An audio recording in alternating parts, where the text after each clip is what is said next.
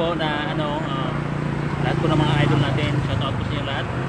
Ayan, ito, kahit paano makapag-vlog din tayo dito sa San Jose, Bulacan. Ngayon lang po tayo nakarating dito.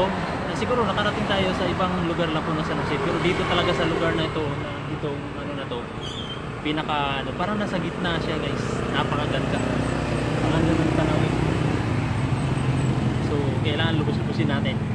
So mga ka-rider, ingat po tayo lagi at hope na lagi tayong safe